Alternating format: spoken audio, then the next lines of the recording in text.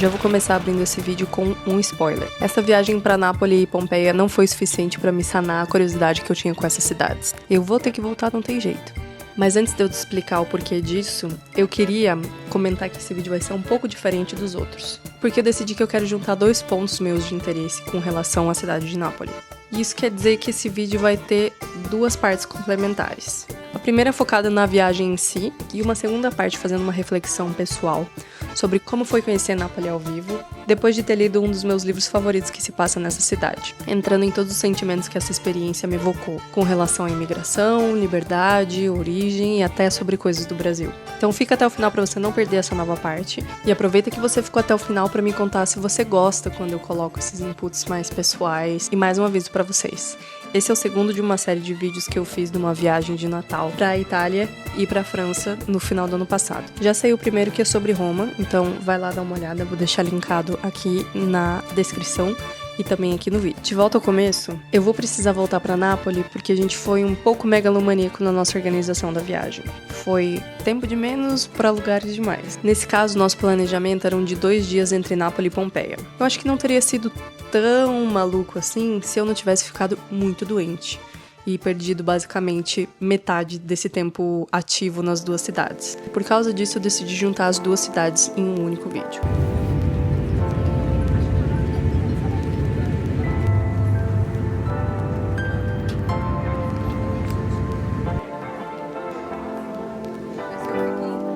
A gente chegou em Nápoles ali pela 1h da tarde com um objetivo bem claro de imersão cultural. Comer uma pizza napolitana. E aí, mãe, vai encarar? Vou encarar. Não sei quantas prestações, né? Ele é bem fininho.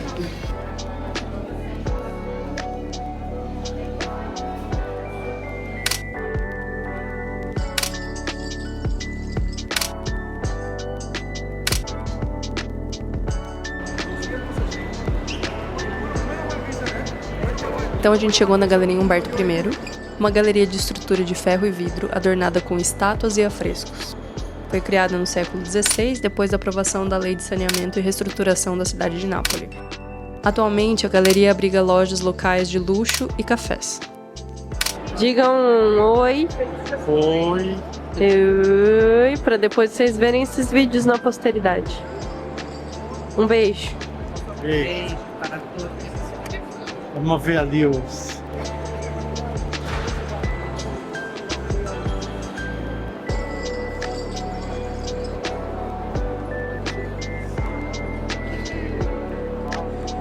Do lado de fora da galeria, a gente entrou numa baita de uma fila, ali do lado da confeitaria Popella, que lá é onde eles vendem um dos doces típicos principais de Nápoles, que é o fiocco di neve, ou floco de neve.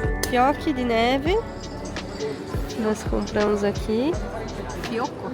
Fiocco de neve, fiocchi, em plural. Ah, porque é plural. Vamos lá então, vamos comer.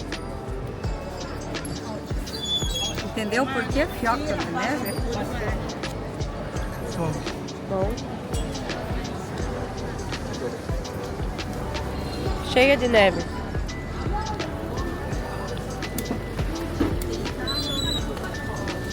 Muito bom. Eu não achei exatamente o porquê do nome floco de neve, mas eu imagino que tem a ver com a sujeirada que faz, aquele monte de açúcar refinado que acaba caindo na gente na hora que a gente come. A hora que a gente terminou de comer nossos fiocos de neve já era mais ou menos às 5h da tarde. Então a gente foi dar uma volta ali pelo centro da cidade. Começamos caminhando pela Via Toledo, depois passamos pela Piazza Trieste e Trento, até cairmos na Praça Plebiscito.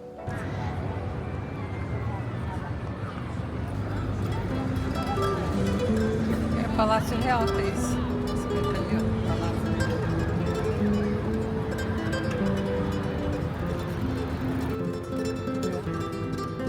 De lá, a gente passou um tempo apreciando a vista do Vesúvio no final do dia, até a gente finalizar o passeio nos Jardins de Molosílio para apreciar com calma a vista daquele lindo Mediterrâneo.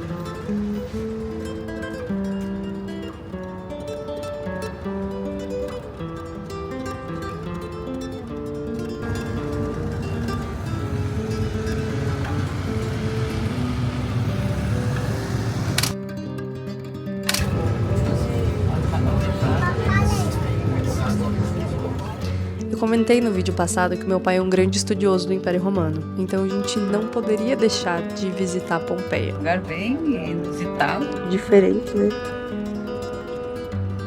Ali é a porta de entrada.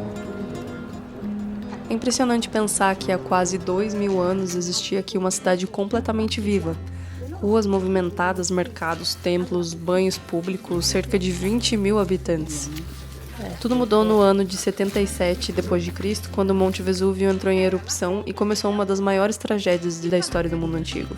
No primeiro momento, caiu uma chuva de cinzas e pedra-pome sobre a cidade.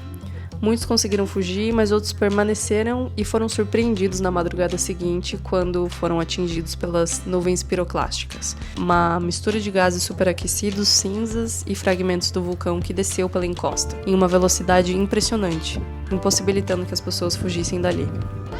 Com temperaturas de centenas de graus, essas nuvens mataram praticamente todos que ainda permaneciam na cidade. Em poucas horas, Pompeia simplesmente desapareceu. E foi justamente essa tragédia que acabou preservando a cidade. Durante quase 1700 anos, Pompeia permaneceu completamente escondida sobre as cinzas. Quando começou a ser escavada no século XVIII, encontraram uma cidade praticamente congelada no tempo. Toda a cidade permaneceu preservada, permitindo que hoje a gente pudesse entender como era o cotidiano de uma cidade romana em um nível de detalhes que dificilmente seria possível em qualquer outro lugar do mundo. Mas existe uma parte da visita que me impressionou mais. A parte das pessoas que moravam ali. Os corpos que a gente vê em Pompeia, eles não são múmias, nem pessoas petrificadas. São moldes de gesso chamados caqui, ou calque. Depois da erupção, os corpos ficaram completamente soterrados pelas cinzas. Com o passar dos séculos, a matéria orgânica desapareceu, deixando apenas cavidades vazias, dentro de um material vulcânico endurecido. No século XIX, o arqueólogo italiano Giuseppe Fiorelli teve uma ideia brilhante. Ele passou a preencher essas cavidades com gesso líquido. Depois que o material endurecia, a cinza ao redor era removida cuidadosamente, revelando o formato exato da pessoa no instante em que ela morreu.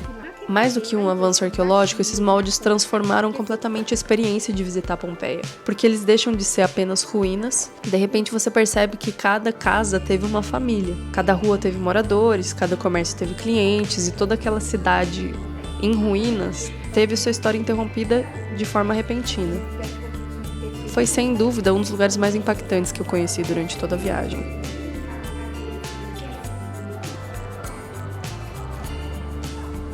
Nosso tour por Pompeia terminou mais ou menos ali na hora do almoço. A gente almoçou alguma coisinha e eu fui repousar, porque realmente naquele ponto da viagem eu tava em níveis assim terríveis de gripe.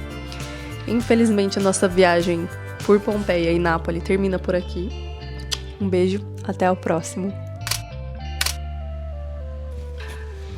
Ano passado eu descobri os romances napolitanos de Elena Ferrante e fiquei completamente viciada. Eu assisti as 4 temporadas de Amiga Genial 2 vezes, depois decidi que iria ler os 4 livros, mas que eu queria ler os 4 livros em italiano para conseguir entrar ainda mais profundamente no que aquela autora queria dizer. Obviamente, depois de toda essa saga, eu saturei. Mas não por causa da história em si, que é uma ótima história, e sim pelos sentimentos que aquela história me evocam.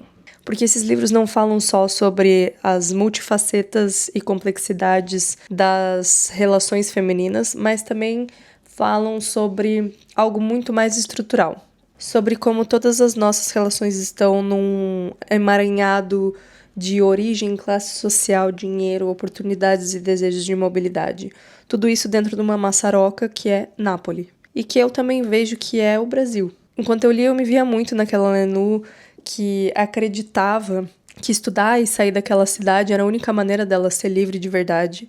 E ao mesmo tempo que ela se confrontava com os sentimentos de sair de Nápoles e ver que ela continuava carregando muito da cidade dela dentro de si. E eu vejo muito dessa relação em mim, em como eu vejo o Brasil. Porque a imigração, ela produz uma experiência estranha. Você passa anos tentando construir pertencimento em um lugar e ao mesmo tempo descobre que continua pertencendo ao seu lugar de origem. Às vezes até mais do que antes. E talvez tenha sido exatamente esse sentimento que me fez insistir tanto nessa história. assistir não foi suficiente, ler não foi suficiente. Por causa dessa insuficiência, eu decidi que eu queria ir a Nápoles. E eu já posso te dizer de antemão que, da mesma maneira como foi com os livros e com a série, não foi suficiente também. E eu não sei se voltar pra lá vai me trazer essa sensação de suficiência. Porque eu acredito que talvez sempre que eu for pra Nápoles, eu vou estar buscando um pedacinho do Brasil em mim. E todos os pedacinhos do Brasil que eu tenho não são suficientes pra matar a minha saudade e me fazer lidar com todos esses sentimentos complexos que essa história, Nápoles e Brasil tem dentro de mim.